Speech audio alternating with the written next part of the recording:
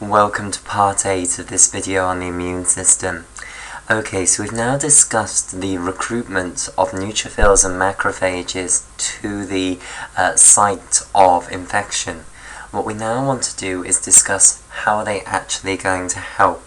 And of course, we know that neutrophils and macrophages, they're both phagocytes. They're going to help by phagocytosing the invading pathogens and destroying them.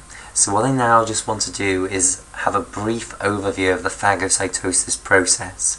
So as with loads of these processes that we've seen in the immune system, the first stage of phagocytosis by one of these phagocytes needs to be recognition of the pathogen. You firstly need to recognize the pathogen as actually being a pathogen before you can phagocytose it. Otherwise, what's to stop these things just phagocytosing normal healthy human cells in normal healthy tissue, which would cause a huge problem. Okay, so stage 1 then of phagocytosis is going to be the recognition portion. Okay, so I'm just going to draw this out, and for the basis of this demonstration, I'm going to do phagocytosis by a macrophage. The only reason I'm going to do that is that macrophages are simply easier to draw. So I'll draw my great big macrophage here. Just draw a great big blob and then put a nucleus in, whereas the neutrophils just take that little bit more time to draw because they have a complicated shaped nucleus. Okay, so recognition is the first portion for phagocytosis to occur. First thing that needs to happen in order for phagocytosis to occur. So how do these phagocytes, these neutrophils and these macrophages that we've recruited to the site of infection, how do they actually recognize the pathogen? Well, there are loads of different mechanisms by which they can do this, and we've seen quite a few of them already. So number 1 is that they can use pattern recognition receptors. So both these cell types, neutrophils and macrophages, are going to be covered in pattern recognition receptors for different PAMPs. Remember, pattern recognition receptors, PRRs, it's an umbrella term and covers a huge number of different receptors that will have specific pathogen-associated molecular patterns that are their ligands. Remember the example of lipopolysaccharide, LPS, and toll-like receptor 4, which is a specific example of a pattern recognition receptor. So both these phagocytes, these macrophages and these neutrophils, will be covered in pattern recognition receptors, and if a pathogen has one of these PAMPs for one of these pattern recognition receptors on its surface, that will bind to the pattern recognition receptor, and then the phagocyte will know that this is a pathogen and that it can phagocytose this. So that's one of the mechanisms. In addition, we've met another mechanism, and I just want to summarize it now. Remember, when we were discussing the complement pathways, we saw that all 3 complement pathways result in pathogens being coated with C3b. So I'll just get that picture back up if I can find it. Here it is. So you end up with the pathogen coated in C3b molecules, and C3b acts as an opsonin. It's going to promote the phagocytosis of that pathogen. So it's another way that macrophages can recognize pathogens by the fact that they're coated in C3b. So macrophages actually have a receptor for C3b known as the C3b receptor. It's a nice simple naming system. So here in red, this can represent the C3b receptor, and if the macrophage binds to a pathogen that's coated in C3b via the C3b receptor, then again it will be activated to phagocytose that pathogen. Another way which relies on the adaptive immune system is that macrophages actually have lots of receptors for antibodies. Okay, so they're also going to have receptors which are capable of binding to antibodies. So if a pathogen ends up with antibodies on its surface which are bound to antigens, so if a pathogen ends up coated in immune complexes, macrophages have receptors for antibodies, and indeed neutrophils will also have receptors for antibodies, immune complexes. And if they find a pathogen coated in immune complexes, again that's a giveaway sign that that is a pathogen, because normal cells should not be coated in immune complexes. So again, that will give the phagocyte the trigger to phagocytose the pathogen. Okay, so that's step one, recognition that the thing that you have in front of you is actually a pathogen that deserves to be phagocytosed. The next step, step number 2 here, is engulfment, or engulfing the pathogen. So I'll just put engulfment here. So we're going to now engulf the pathogen inside the phagocyte into a little vacuole, which will be called a phagosome, which is then going to be the site where the pathogen is going to be destroyed. So let me draw this process. So let's say we've got our pathogen here, like so, and let's say that the phagocyte has now recognized that this is a pathogen. What will happen is the membrane will invaginate inwards. So of course, starting at the beginning, the pathogen will, loads of things on the surface of the pathogen will bind to these receptors. Then what will happen is the membrane will engulf inwards around the pathogen, like so. So it will invaginate inwards, like so. So here is our phagocyte nucleus here. So you can see that what we're starting to form is a vacuole around this pathogen. And then, of course, the next step is this will continue to invaginate inwards, and then until the point that we have the pathogen effectively completely inside the phagocyte, and then we'll just pinch off this invaginated membrane, and then it will become a vacuole inside the phagocyte. So this is what we'll get. So here again is the nucleus of our macrophage, and now here is our vacuole with the pathogen in, drawn a little bit out of scale, because remember the pathogen is generally tiny compared to the macrophage, but occasionally, of course, you could end up with a pathogen that's reasonably large. And this vacuole here, this has a special name. This is called a phagosome. So you don't call it a vesicle, you call it a phagosome. So here we go. So we phagocytose the pathogen into a phagosome. So this process of engulfment here, this is called phagocytosis. Or in fact, phagocytosis really refers to the entire process of engulfing it and then breaking it down. So I won't equate phagocytosis to engulfment. So we've now engulfed the pathogen into a phagosome. The next step, stage 3, is that we're going to destroy the pathogen. So destruction is now going to occur inside the phagosome. So how is destruction actually going to occur? Well, there are multiple different mechanisms to destroy the pathogen. Firstly, what's going to happen is that the phagocyte has lysosomes in its cytoplasm here. So these little vesicles that I'm colouring in blue here, these are lysosomes. And remember, lysosomes are part of the normal cellular machinery for destroying proteins and other molecules. So cells are continuously turning over their biomolecules, their proteins, their carbohydrates, their lipids. When they have had enough of a molecule, when a molecule might have been damaged in some way, when it's an old molecule and it's served its purpose, it's damaged now, and we want to replace it with a new one, what we can do is we can send it to the lysosome to be broken down, and we can break it back down into the foundational pieces, i.e. amino acids, monosaccharides, smaller molecules, nucleic acids in the case of, nucleotides in the case of nucleic acids. So we can break it down into its constituent molecules, and this is what the lysosomes do. So they're full of enzymes which are very, very powerful and which can break biomolecules down into their constituent pieces. So tipping lysosomes onto the pathogen here in the phagosome seems like a good idea, because these will break, hopefully, the pathogen down, and this is indeed one of the things that occurs.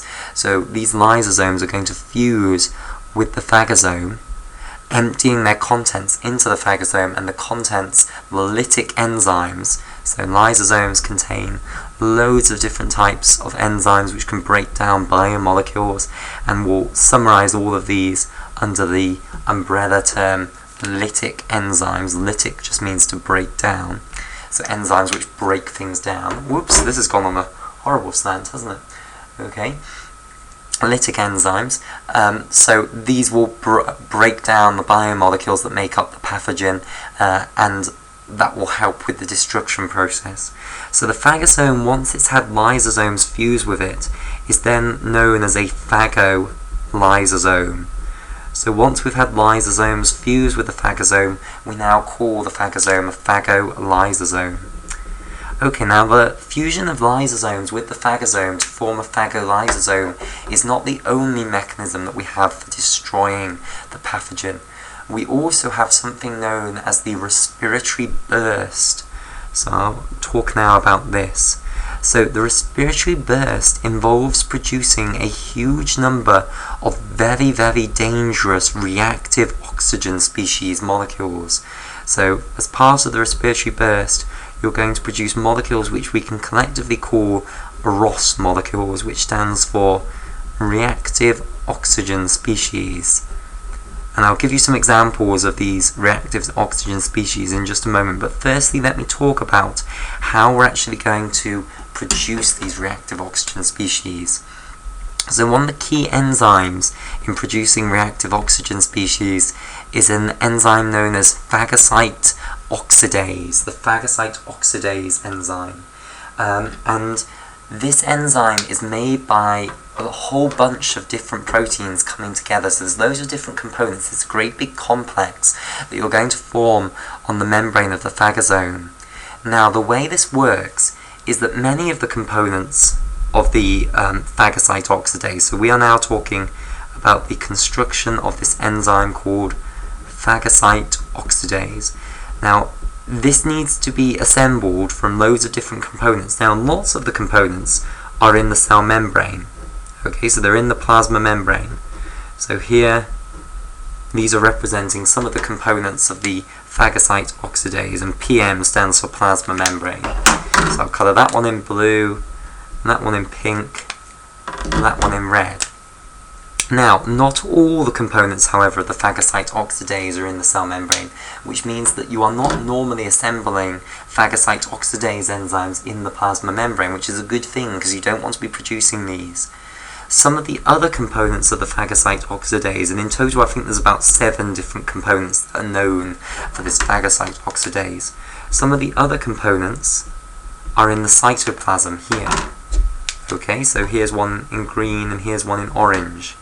Now, when you when you engulf this pathogen here into the phagosome, the membrane of the phagosome will end up with lots of these plasma membrane components of the phagocyte oxidase in it.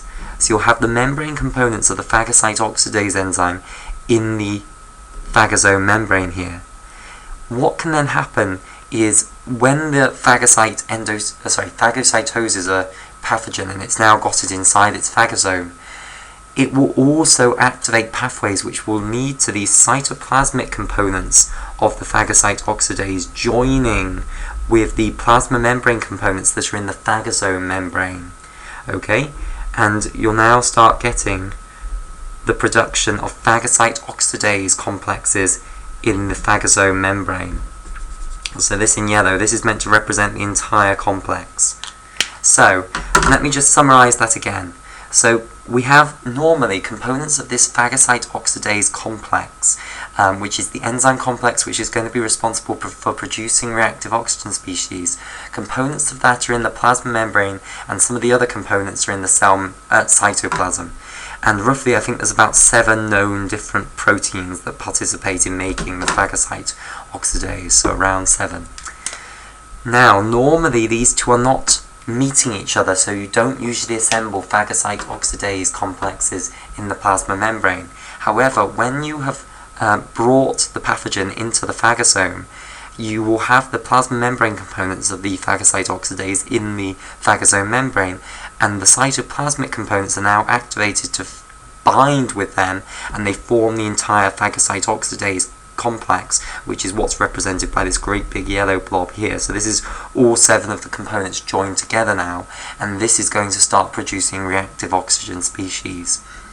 And the specific reactive oxygen species that it produces is superoxide, O2 negative dot. So this is the superoxide molecule, and let me just explain the superoxide molecule to you. So normal oxygen molecules are what are known as di-oxygen molecules, and these consist of an oxygen atom double bonded to another oxygen atom. And if we just draw a electron dot cross diagram for this, so let me just space the bonds out a little bit more. Let's have the electrons of this oxygen, the outer shell electrons of this oxygen, shown here as crosses, like so. And in fact, actually, I'll do this color-coded rather than crosses, because I don't think under this light it's going to show up. So we'll have the electrons of this oxygen shown here in blue. Of course, there'll be one here and one in this bond. And let's have the electrons of this oxygen shown here in red. So hopefully, from basic chemistry, you should be familiar with this as the dot cross diagram of a di-oxygen molecule. So this is O2. Strictly speaking, you would call this di-oxygen. Okay, so each of the oxygen atoms has 6 outer shell electrons, and we have 2 covalent bonds formed here, and each of the oxygens is putting 1 electron into that covalent bond, and overall you can now see that both of them effectively have 8 outer shell electrons. And what's going to happen to convert this into superoxide is you're going to bring in another electron. So let's say here in orange we're going to bring in another electron, a bad electron. So in comes this other electron, and we're going to bring this into the molecule, and we're going to force the molecule to somehow take this additional electron. Now, of course, this gives the molecule a negative charge, but how is this going to occur? Well, what happens is one of the bonds has to break.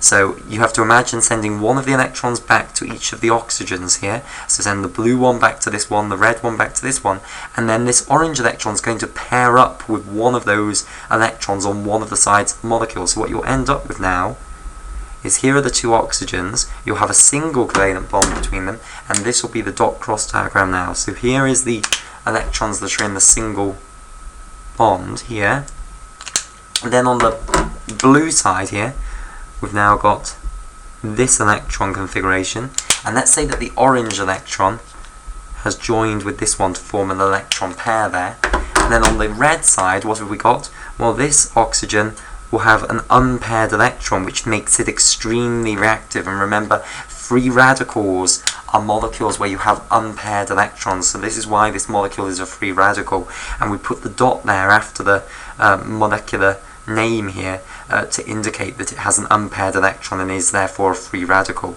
So one side of the superoxide molecule has a negative charge, this side, the other side has a free radical, and the free radical is extremely reactive. So superoxide is a free radical molecule, and it's extremely reactive. It will react with so many different molecules. It's extremely biologically dangerous. It completely disturbs cells. It's not something that cells want to meet. Okay, so the phagocyte oxidase then produces superoxide molecules from dioxygen molecules.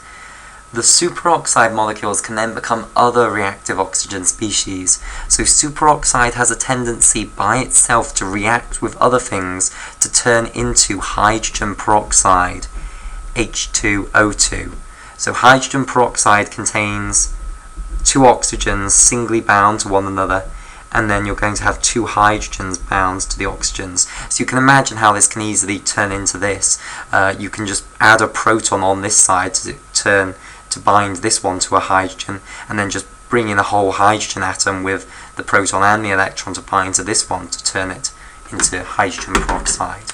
So superoxide will spontaneously turn into hydrogen peroxide. Again, hydrogen peroxide is a horrible molecule, very, very reactive, not something cells want to be exposed to. And then there are other mechanisms on the phagosomal membrane to convert hydrogen peroxide into the hydroxyl radical, which is what you get when you split this bond here, the peroxide bond. So whenever you have a single bond between 2 oxygens in a molecule, that's known as a peroxide bond. Hence why this is called hydrogen peroxide. So if you split the peroxide bond of hydrogen peroxide, and you can imagine sending 1 electron back to each of the oxygens, then you'll get free radicals, 2 hydroxyl free radicals, because this oxygen will have an unpaired electron, this one will have an unpaired electron, and that's the hydroxyl radicals. So again, there is another mechanism in the phagosomal membrane for converting hydrogen peroxide into hydroxyl radicals. And these are the three major reactive oxygen species that we produce in phagosomes. Superoxide is produced by phagocyte oxidase.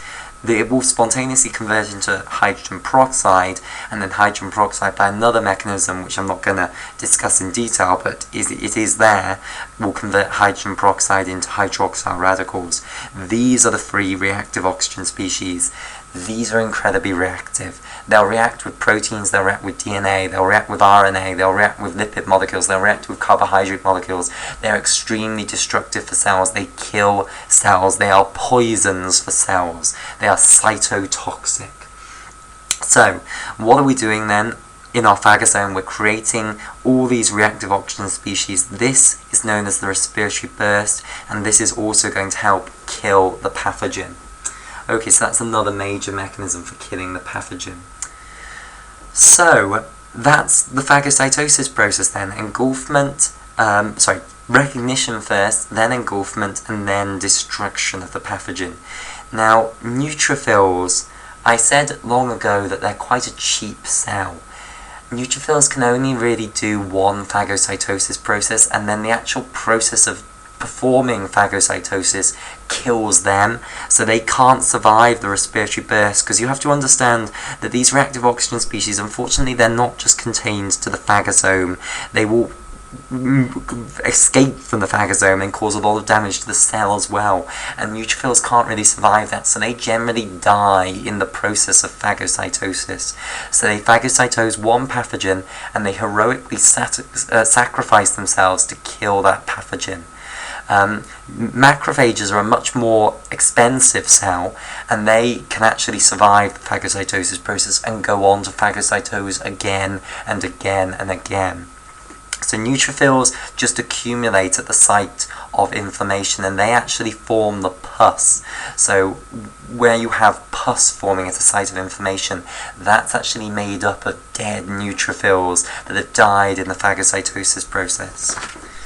Okay, so what I want to do then now is summarize the acute inflammatory response and then tell you what's going to happen now. Bridge the gap between the acute inflammatory response and the adaptive immune system, because that's where we're heading now. So far, what have we seen? We've seen the first line of defense of the innate immune system, the epithelial barriers, which have physical and chemical mechanisms to prevent pathogens actually being able to get across them into our tissues. We've also seen the second line of defense, which is when the pathogens do succeed in breaching the first line of defense, how do we respond to that? And we've seen the acute inflammatory response, and all of the mechanisms that we've seen so far, apart from obviously the mechanisms that have involved antibodies, have been completely non-specific to that pathogen. It's the same thing that happens whatever pathogen it is that's in your tissues. Okay? And we've seen that what happens is you have recognition of the pathogen, release of pro-inflammatory mediators. These act on the microvasculature to increase blood flow to the area and increase the leakiness of the capillaries and postcapillary venules, and also make the capillaries and postcapillary venules start to recruit leukocytes, namely neutrophils and macrophages, into the tissue fluid. So you bring in an exudate. The complement proteins in that exudate will start to attack the pathogen to try and clear it, and you'll also bring in loads of these phagocytes, which will try and phagocytose the pathogens to also try and clear the infection. And we've discussed that neutrophils, they only phagocytose once and then they die, forming the pus at a site of inflammation, whereas the macrophages can go on and on, doing it again and again. That is an overview of the acute inflammatory response. Now there are two options from here. Either the acute inflammatory response will do the job and the pathogen will be annihilated.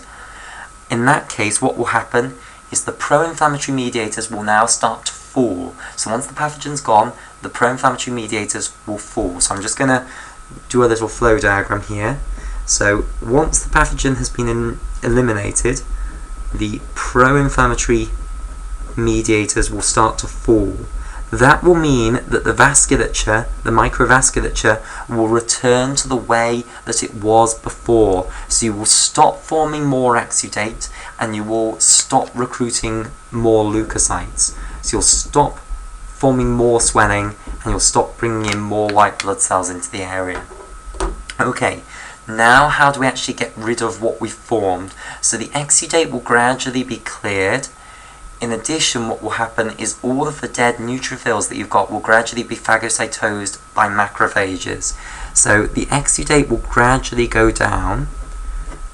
Once we've stopped forming more exudate, it will gradually be drained by the lymphatic vessels, for instance, and return us to a normal fluid volume at the site of infection. So the exudate will gradually be drained. In addition, what will happen is the dead neutrophils, so the pus, which is the dead neutrophils, will be cleared by macrophages. So macrophages will, once they've finished dealing with the pathogen, they'll actually go around and phagocytose the neutrophils and destroy them, so that we clear the pus. Okay, now, what finally happens?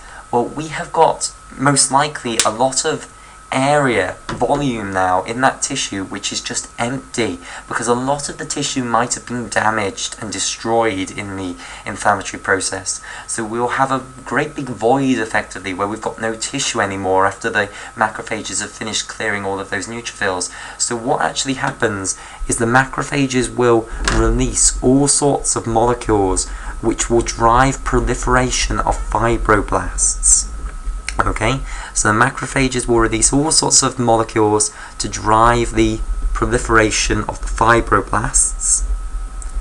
And remember, fibroblasts are cells which release connective tissue. They synthesize and secrete connective tissue. They, like smooth muscle cells, have a spindle sort of shape, like so. So macrophages will make fibroblasts proliferate, and the fibroblasts will start to synthesize loads of connective tissue, so collagen and things like that. And you'll fill in the void, the space that has been left over after all of the inflammatory cells have been cleared and the exudate has been cleared.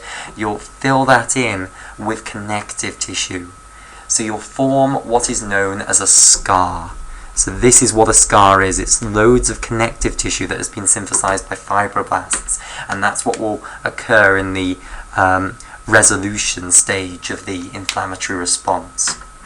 Okay, so that's the way in which the inflammatory process will come to an end if indeed it has succeeded in clearing the pathogenic infection. If it doesn't succeed, then of course what we do is we go to the adaptive immune system. So this is option number 1, we get resolution. So I'll give this the title of resolution, the infection is resolved. Option 2 is that we're going to need the adaptive immune response, and that's what we're going to go on to next. So I'll just put the title here. We're going to go on to the adaptive immune response. Now the adaptive immune response is going to be specific for your pathogen that's actually infecting you at that moment. And for this reason, it takes a lot longer to actually launch an adaptive immune response compared to the innate immune response.